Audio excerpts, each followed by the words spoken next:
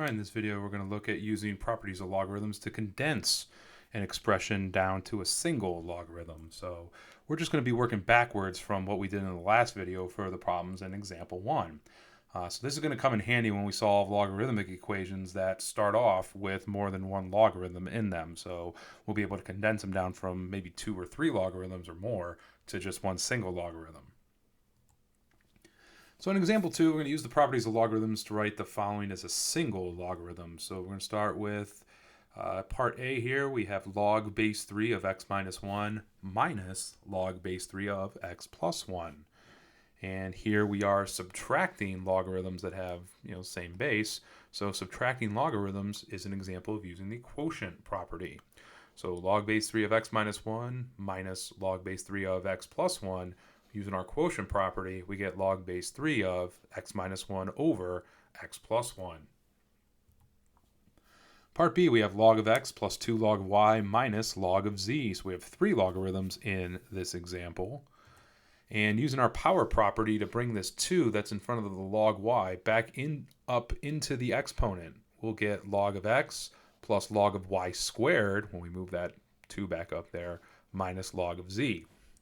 And just like order of operations, we add and subtract in the order that we see them. Same thing with adding and subtracting logarithms. We would start by adding log of x plus log of y squared. So we'll condense this expression, log of x plus log of y squared, into a single logarithm using our product property. So log of x plus log of y squared is log of xy squared. And we still have the minus log z we'll bring down with it. Now, subtracting logarithms, just like in the last example, is an application of the quotient property. So we can rewrite this as log of xy squared over z. So we've gone from 3 logarithms down to just 1. Part C, we have 4 times log base 2 of x and then plus 3. So using our power property, we can bring the 4 that we're multiplying log base 2 of x by back up into the exponent. So 4 log base 2 of x, we can rewrite that as log base 2 of x to the 4th power. We'll just put that 4 right back up in the exponent. And then we still have a plus 3. Now we have for this first expression, log base 2 of x to the 4th, we want to write 3 as log base 2 of some number. So in other words, the quick way to do this is to think, okay, well, what's 2 to the 3rd power is 8. So this 3 is log base 2 of 8, or log base 2 of 2 to the 3rd power, because 2 to the 3rd power is 8. However, it might be easier for this, going from 3 to log base 2 of 2 to the 3rd. You might just want to do 2 to the 3rd power is 8 and just write this as log base 2 of 8. But either way you slice it, if you don't want to do that, you can just take whatever this number is and make that the exponent of log base 2 of 2 to the 3rd power in this case. So, or you could just do 2 to the 3rd power is 8 and go from this step here right to this step 3 here. In any event, we'll have log base 2 of x to the 4th plus log base 2 of 8. We have 2 logarithms that we're adding together, so we can condense them into one logarithm using our product property. So log base 2 of 8x to the 4th. Now the nice thing about this is if you start with log base 2 of 8x to the 4th and work your way towards expanding them, you'll get log base 2 of 8 plus log base 2 of x to the 4th, which will eventually simplify into what you started with, so you'll know you're at least right.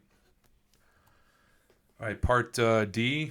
Yeah, part D is negative natural log of x minus 1/2.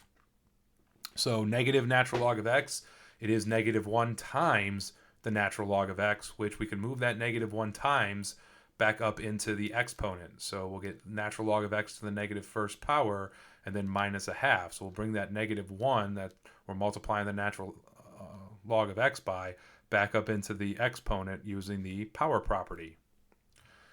Now, once again, the base of the natural log is e, so if you want to rewrite 1/2 as natural log base e of e to the 1/2, kind of like we had the 3 as log base 2 of 2 to the 3rd. With natural logs, it would be the natural log of e to the 1/2 as our way of rewriting 1/2 as a natural log.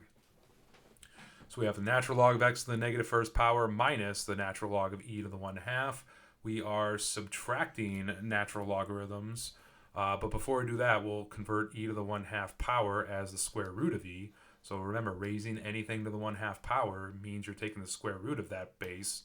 So we have the natural log of x to the negative first power minus the natural log of the square root of e. And using our quotient property, we can rewrite this as the natural log of x to the negative first power over the square root of e using quotient property. And then considering that x to the negative first power is going to move that x down into our denominator, we get 1 over x times the square root of e. So our final answer, natural log of 1 over x times the square root of e. We won't have to worry about rationalizing this.